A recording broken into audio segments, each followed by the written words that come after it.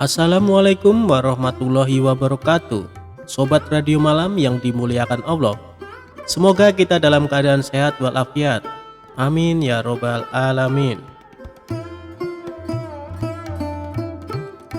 Inisiatif berlebihan bisa membawa celaka. Alkisah tentang Abu Nawas yang pernah bekerja kepada seseorang yang kaya raya. Namun orang tersebut enggan membayar zakat dan bersedekah. Abu Nawas ingin majikannya yang kaya raya itu bertobat dan membayar zakat. Sehingga Abu Nawas menjalankan akal cerdiknya agar orang kaya tersebut bisa membayar zakatnya dan bertobat. Pada suatu hari, orang kaya itu memanggil Abu Nawas. "Abu Nawas, engkau ini memang orang baik, jujur serta tekun. Tapi tadi kusuruh kau membeli telur, kenapa lambat sekali melaksanakannya? Kalau kusuruh membeli 3 telur, kenapa kau tidak membelinya sekaligus? Engkau pergi ke warung membawa 1 butir telur, dan kemudian kembali lagi ke warung dan membawa 1 butir telur, dan terus seperti itu hingga membeli 3 telur. Kamu pergi 3 kali ke warung," kata orang kaya itu heran dan kesal. Abu Nawas tersenyum dan menjawab, "Maaf Tuan, saya memang salah. Saya tidak akan mengerjakan hal seperti itu lagi," ucap Abu Nawas. Beberapa hari kemudian, majikan Abu Nawas yang kaya raya itu jatuh sakit, dan ia pun menyuruh Abu Nawas memanggil tabib. Ternyata Abu Nawas tidak hanya membawa tabib, tapi juga membawa beberapa orang lainnya. Majikan Abu Nawas yang tengah berbaring itu bertanya, "Aku hanya menyuruhmu memanggil tabib. Beberapa orang itu siapa?" "Begini Tuan, tabib biasanya menyuruh meminum obat, jadi saya sekalian membawa tukang obat. Dan tukang obat membutuhkan bahan-bahan obat, jadi saya juga membawakan penjual bahan obat-obatan. Sekaligus saya juga membawa penjual arang, karena biasanya obat direbus menggunakan arang, agar saya tidak bolak-balik seperti membeli telur," kata Abu Nawas. "Dan mungkin Tuan juga tidak akan sembuh, kemudian meninggal dunia. Saya juga membawa tukang penggali kubur," lanjut Abu Nawas.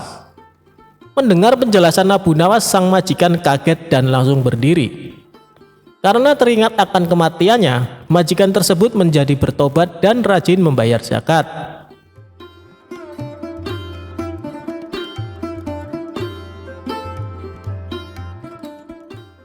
Balasan Abu Nawas setelah ditipu pedagang pakaian. Suatu ketika Abu Nawas asik berjalan-jalan di pasar. Ia melihat pemuda sedang berjualan baju di pinggir jalan. "Baju bagus dan istimewa," teriak pemuda tersebut. Di sebelah dagangan si pemuda tertulis kalimat "dijamin tidak luntur". Karena tertarik, Abu Nawas pun mendekatinya. "Silakan Tuan, Tuan mau beli baju?" tanya si pemuda. "Aku mau lihat-lihat dulu. Kalau ada yang cocok, baru aku beli," jawab Abu Nawas. "Silakan Tuan, silakan dipilih," balas si pemuda. Setelah Abu Nawas menemukan baju yang cocok, ia berkata, "Ini bajunya bagus, warnanya juga bagus. Tapi apa benar dijamin tidak luntur?" tanya Abu Nawas. "Iya Tuan." "Baiklah, berapa harganya?" tanya Abu Nawas. "Harganya 100 dirham Tuan," jawab si pemuda. "Mahal sekali. Umumnya harga baju hanya 10 dirham," kata Abu Nawas. "Tidak boleh Tuan, sudah harga pas," ucap si pemuda.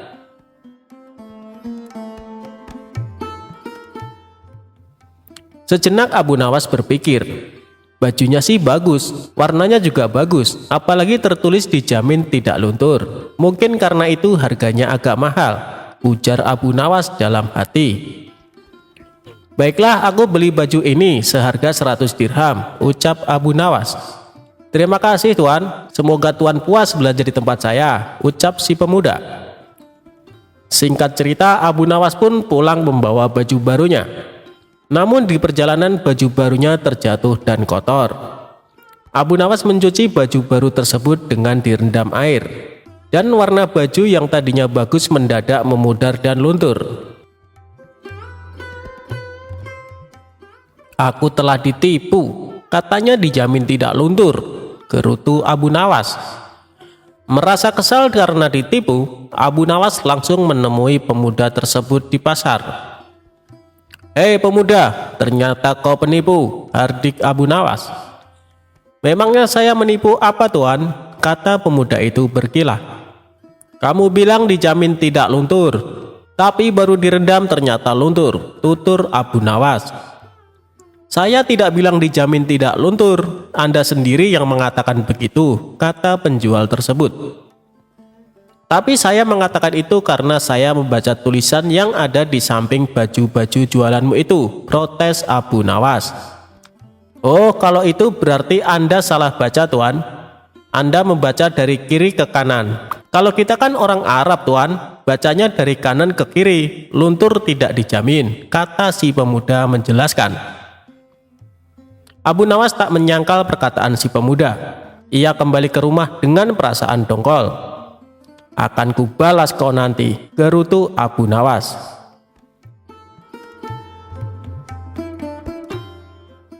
Di rumah, Abu Nawas mencari cara agar bisa membalas perbuatan pemuda tersebut. Esok paginya Abu Nawas pergi ke pasar dan berjualan kipas di samping tempat berjualan si pemuda.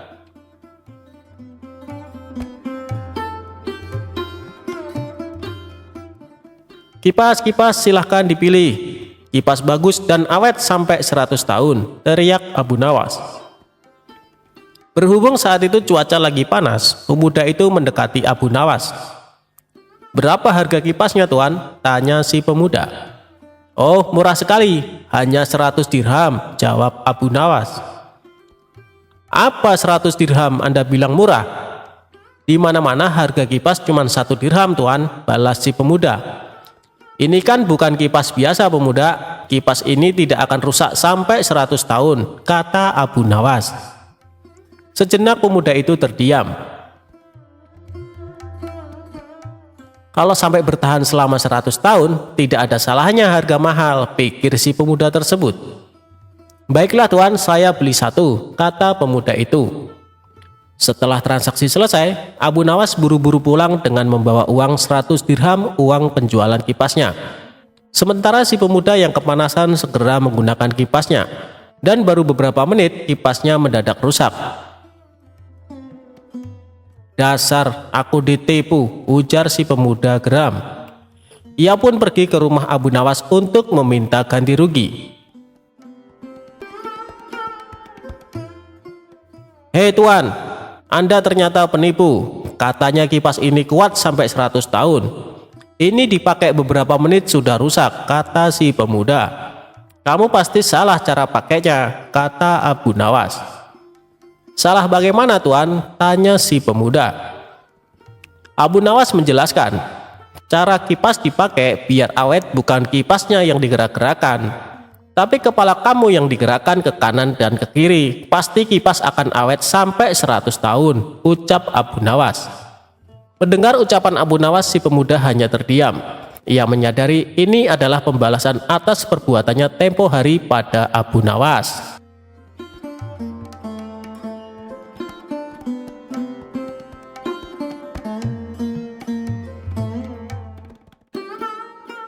Abu Nawas dihukum pancung.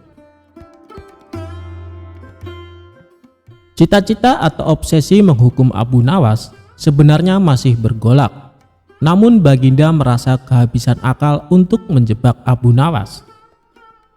Seorang penasehat kerajaan kepercayaan Baginda Raja menyarankan agar Baginda memanggil seorang ilmuwan ulama yang berilmu tinggi untuk menandingi Abu Nawas.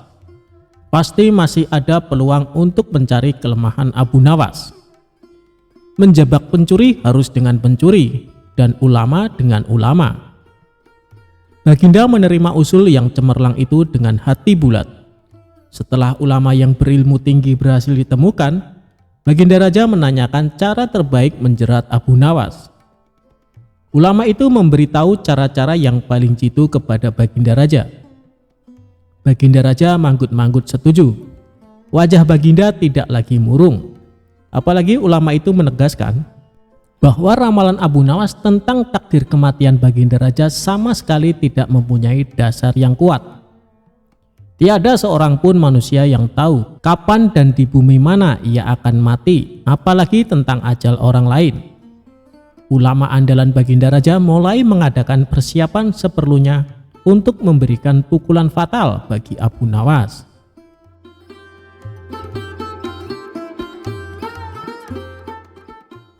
Siasat pun dijalankan sesuai rencana.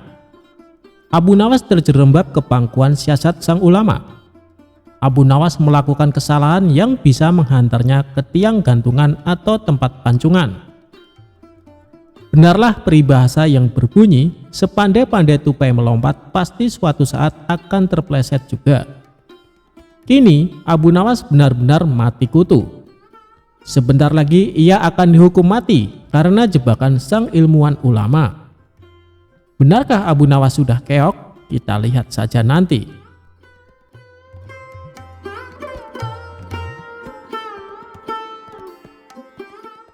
Banyak orang yang merasa simpati atas nasib Abu Nawas, terutama orang-orang miskin dan tertindas yang pernah ditolongnya. Namun derai air mata para pecinta dan pengagum Abu Nawas tak mampu menghentikan hukuman mati yang akan dijatuhkan. Baginda Raja benar-benar menikmati kemenangannya. Belum pernah Baginda terlihat seriang sekarang. Keyakinan orang banyak bertambah mantap. Hanya satu orang yang tetap tidak yakin bahwa hidup Abu Nawas akan berakhir setragis ini, yaitu istri Abu Nawas. Tidak ada yang tidak mungkin bagi Allah yang Maha Gagah, dan kematian adalah mutlak urusannya.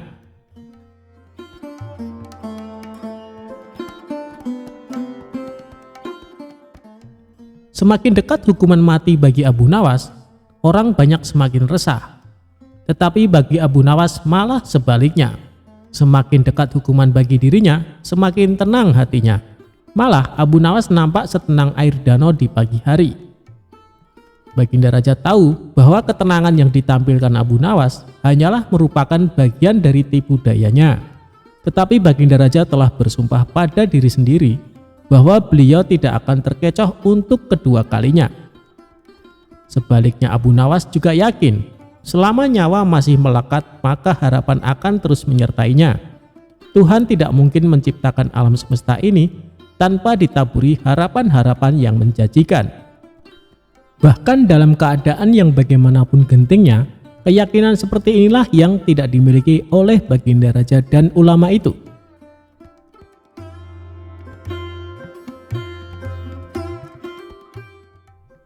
Seketika suasana menjadi hening sewaktu Baginda Raja memberi sambutan singkat tentang akan dilaksanakan hukuman mati atas diri terpidana mati Abu Nawas. Kemudian tanpa memperpanjang waktu lagi, Baginda Raja menanyakan permintaan terakhir Abu Nawas. Dan pertanyaan inilah yang paling dinanti-nantikan Abu Nawas.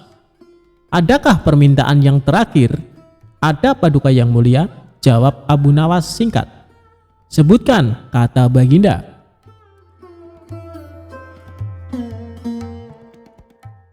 Sudilah kiranya hamba diperkenankan memilih hukuman mati yang hamba anggap cocok, wahai Baginda yang mulia, pinta Abu Nawas. Baiklah, kata Baginda menyetujui permintaan Abu Nawas.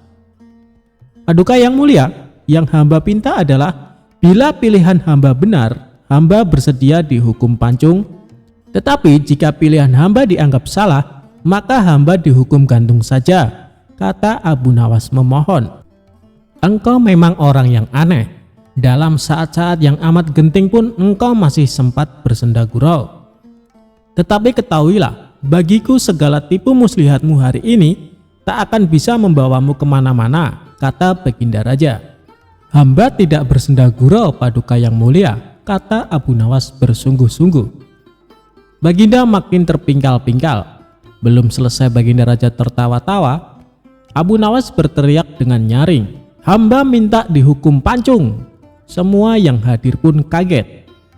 Orang yang hadir banyak belum pada mengerti mengapa Abu Nawas membuat keputusan begitu.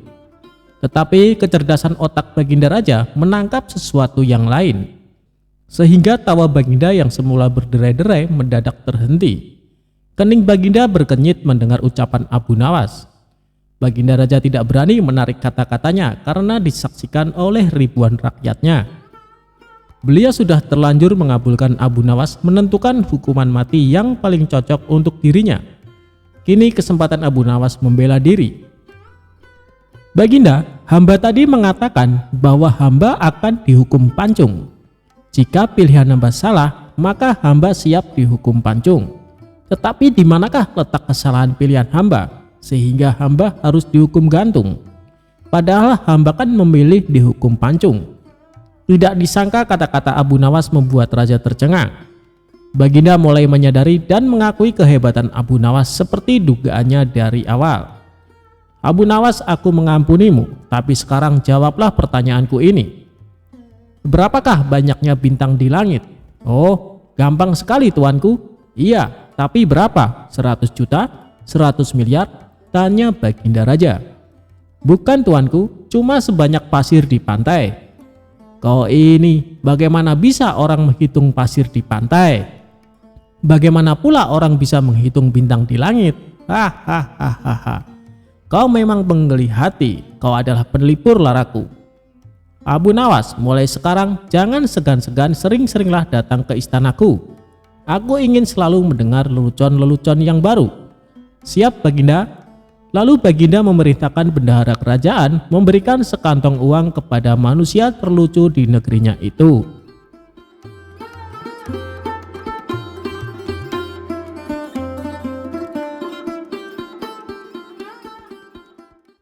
Pencuri yang menyamar jadi keledai akhirnya tobat minta ampun.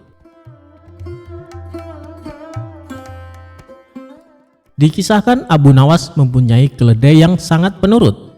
Kemanapun Abu Nawas pergi selalu mengajak serta keledainya. Banyak orang mengagumi keledai milik Abu Nawas. Bahkan ada beberapa yang menawar ingin membelinya dengan harga tinggi. Namun Abu Nawas selalu menolaknya. Suatu hari saat Abu Nawas berkeliling kampung bersama keledainya, ia dibuntuti dua orang diduga pencuri. Mereka tampak ingin mengincar keledainya Abu Nawas. Saat azan zuhur berkumandang, Abu Nawas pun berhenti sejenak di sebuah masjid untuk menunaikan sholat. Ia lalu mencari sebuah pohon untuk mengikatkan keledainya. Tapi Abu Nawas tidak menyadari ada dua orang yang mengikutinya. Kau tunggulah di sini, aku akan ke masjid dahulu, ucap Abu Nawas ke keledainya. Ketika Abu Nawas pergi masuk ke masjid, dua orang pencuri itu segera mendekati keledai tersebut. Kita kelabui saja Abu Nawas, bawalah keledai ini pulang, dan aku akan berpura-pura jadi keledainya, ucap salah seorang pencuri. Kemudian pencuri yang lain membawa pergi keledai milik Abu Nawas. Sementara itu seorang pencuri berpura-pura menjadi keledai. Ia mengikatkan tali keledai tersebut ke lehernya sendiri.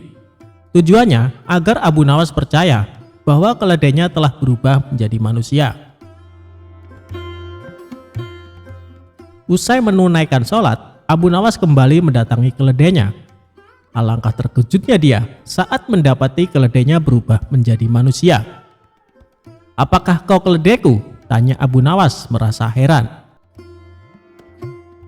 Iya, aku adalah keledaimu. Selama ini aku dikutuk menjadi seekor keledai, tapi berkat kebaikanmu, aku kembali menjadi manusia, jawab si pencuri berpura-pura. Abu Nawas tidak mau percaya begitu saja, sebab dilihat banyak kejanggalan. Mana mungkin keledai bisa jadi manusia? Dia pasti mau mengelabui aku, pikirnya dalam hati. Tapi Abu Nawas tidak mau kalah. Dia mendapat ide untuk membuat si pencuri kapok. Baiklah, sekarang antarkan aku ke rumah Tuan Hakim. Aku ada janji bertemu dengannya, perintah Abu Nawas. Abu Nawas lalu naik ke atas punggung si pencuri dan menyuruhnya berjalan dengan merangkak seperti keledai. Pencuri itu menyesal kenapa menyamar sebagai keledai. harusnya tadi kabur saja dengan temannya. Kini dia pun terikat seperti seekor keledai. Bahkan saat Abu Nawas menungganginya, banyak orang bertanya tentangnya. "Abu Nawas, mana keledaimu yang penurut?" tanya orang-orang di setiap jalanan kota. "Dia ini keledaiku, dia telah menjadi manusia karena kebaikan hatiku," jawab Abu Nawas. Betapa malunya si pencuri karena menjadi tontonan warga di jalanan. Sementara untuk sampai ke rumah Tuan Hakim butuh waktu yang cukup lama. Hal itu membuat pencuri yang menyamar sebagai keledai jadi kelelahan. Bahkan kaki dan tangannya memerah seperti melepuh. Akhirnya sampailah Abu Nawas di rumah Tuan Hakim dengan menaiki punggung si pencuri. Melihat hal itu, Tuan Hakim terkejut bukan main, bahkan sampai memarahi Abu Nawas. "Hei Abu Nawas, kau kejam sekali. Kau kesini menunggang manusia," ujar Tuan Hakim. Abu Nawas lalu mendekati Tuan Hakim dan menceritakan semuanya, termasuk tentang keledainya yang berubah jadi manusia. "Tuan Hakim, dia itu seorang pencuri yang coba mengelabui hamba. Makanya hamba ingin memberi dia pelajaran," bisik Abu Nawas kepada Tuan Hakim. "Oh, jadi begitu ceritanya. Sebaiknya kita ke dalam dulu Abu Nawas," ajak Tuan Hakim. Abu Nawas lalu mengikat si pencuri ke salah satu pohon layaknya seekor keledai. Sementara itu, teman si pencuri ternyata mengikuti Abu Nawas. Dia hendak menyelamatkan temannya yang berpura-pura menjadi keledai. Abu Nawas pun masuk ke rumah Tuan Hakim. Mereka berpura-pura diskusi, padahal sedang mengintai si pencuri yang terikat. Benar saja, tiba-tiba muncullah salah satu temannya untuk menolong. Dia berusaha menyelamatkan dengan melepaskan tali yang mengikat pada leher kawannya itu. Namun karena kaki temannya luka parah, dia kesulitan membawa temannya tersebut. Akhirnya Tuan Hakim dan Abu Nawas langsung memergoki mereka. "Siapa sebenarnya kalian?" tanya Tuan Hakim. "Maafkan kami Tuan Hakim, kami adalah pencuri. Niatnya kami ingin mengelabui Abu Nawas, tapi malah kami yang kena batunya," jawab kedua pencuri tersebut. "Kembalikan keledai Abu Nawas atau kalian akan aku masukkan ke penjara," ancam Tuan Hakim. "Baik Tuan Hakim," jawab mereka berdua. Kemudian salah seorang pencuri pulang ke rumah untuk mengambil keledai Abu Nawas dan mengembalikannya. Setelah keledai tersebut dikembalikan kepada Abu Nawas, Tuan Hakim memberi nasihat kepada dua pencuri itu. "Sebenarnya aku hendak menghukum kalian, tapi melihat luka yang dialami temanmu, aku tidak sampai hati. Aku mau mengampuni kesalahan kalian, tapi dengan syarat kalian tidak akan mengulangi perbuatan ini," tutur Tuan Hakim. Akhirnya Abu Nawas mendapatkan kembali keledainya. Tentunya keledai sungguhan, bukan keledai berkepala manusia. Sedangkan kedua pencuri itu menyadari kesalahannya dan berjanji tidak akan mencuri lagi.